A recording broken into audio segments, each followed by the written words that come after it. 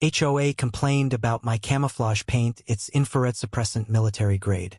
Have you ever wondered what happens when a homeowner's bold choice clashes with the iron fist of an HOA? Jake Sullivan, a retired Marine with a penchant for precision, thought he'd outsmarted the system.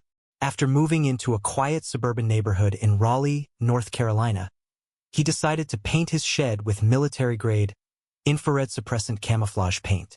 It wasn't just for aesthetics. Jake, a man who'd seen the world through the lens of survival, wanted to test the limits of his new environment. The shed, tucked in his backyard, blended so seamlessly with the surrounding pines that you'd miss it unless you knew where to look. But when the HOA caught wind of his covert creation, they didn't just send a polite letter, they came for him with fines, threats, and a vendetta that would spark an all-out war. Jake wasn't your average homeowner. After 20 years in the Marines, he'd developed a knack for strategic thinking and an aversion to bureaucracy. The camouflage paint wasn't a random choice. It was a high-tech coating designed to reduce thermal signatures, making objects nearly invisible to infrared sensors used in military operations. Jake had sourced it from a defense contractor, a nod to his past life where blending into the environment meant survival. He'd applied it meticulously, following the same precision he'd used defusing IEDs in Fallujah. The shed wasn't just camouflaged, it was a fortress of stealth, undetectable by night vision goggles or thermal imaging. To Jake, it was a masterpiece, a small rebellion against the cookie-cutter conformity of suburbia. The HOA, led by Karen Whitaker, a self-appointed guardian of neighborhood aesthetics, saw it differently. Karen, with her clipboard and an encyclopedic knowledge of the HOA covenants, was the kind of person who measured lawn grass with a ruler. When she spotted Jake's shed, or rather, didn't spot it, was incensed. The HOA rules were clear. All exterior changes required prior approval from the Architectural Review Committee, ARC. Jake's shed, with its mottled greens and browns, didn't just violate the approved color palette of beige, taupe, or eggshell. It was an affront to her authority.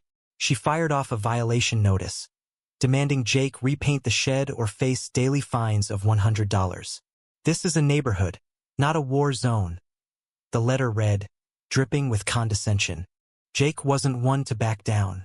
He responded with a detailed letter, citing the paint's technical specifications and its compliance with military standards for infrared suppression. He argued that the shed's low-visibility design was environmentally harmonious, blending perfectly with the natural backdrop. Karen, unmoved, escalated the matter. At the next HOA meeting, she presented photos of Jake's shed, or rather, the absence of it, claiming it was a hazard because delivery drivers couldn't find his property.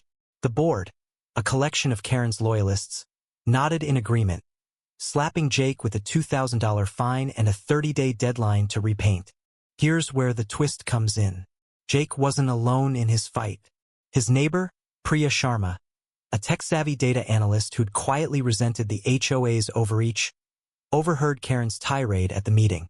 Priya had her own run-in with the HOA when they fined her for planting a native wildflower garden deemed unkempt. She approached Jake the next day, her laptop brimming with research. "Did you know the HOA's bylaws haven't been updated since 2005? She whispered, eyes gleaming. "There's a loophole." Together, they uncovered a state law that allowed homeowners to petition for a special meeting to amend bylaws or remove board members, provided they gathered enough signatures. Jake and Priya went door to door, rallying neighbors who'd also been stung by Karen's reign.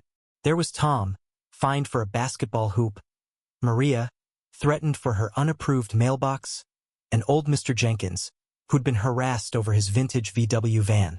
The community was a powder keg, and Jake's shed was the match. Within a week, they had 20 signatures, more than enough to call a meeting. Karen, sensing a threat, doubled down. She sent a cease and desist letter from the HOA's attorney, warning of legal action if the meeting proceeded. "You're disrupting the harmony of our community," she wrote, her tone venomous.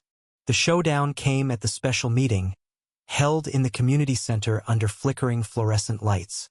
Karen stood at the podium, her voice quivering with righteous indignation.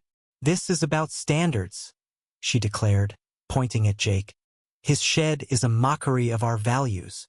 Jake, calm as ever, stood up and projected a slideshow from Priya's laptop. It showed the shed's infrared suppressant properties, its environmental alignment, and, most damningly, a clause in the state law that prohibited HOAs from banning eco-friendly modifications. The room erupted in murmurs. Then Priya took the floor, revealing Karen's history of selective enforcement, how her own unapproved patio extension had mysteriously escaped scrutiny. The crowd gasped. Karen's face turned crimson. The vote was swift. By a 2/3 majority, the board was ousted, and a new slate of candidates, including Priya, was elected. Karen, humiliated, stormed out, vowing to sue. But the damage was done. Her reign of terror had crumbled under the weight of community solidarity and Jake's unyielding resolve. The fines against him were dropped, and the new board approved his shed, citing its innovative design. Karen's threats of a lawsuit fizzled when her attorney advised her she had no case. Her selective rule enforcement had violated state regulations. In the end, Jake's shed stood proud, a symbol of defiance against petty tyranny. He and Priya organized a neighborhood barbecue to celebrate, where neighbors shared stories of their own HOA battles. The event wasn't just a victory party, it was a rebirth of community spirit, a reminder that people could stand together against overreach. Jake, sipping a beer by his invisible shed, felt a flicker of the camaraderie he'd known in the Marines. "Sometimes," he said to Priya, "you just have to fight the right fight." What do you think? Did Jake and his neighbors do the right thing by taking on the HOA, or should they have complied with the rules? Share your thoughts below.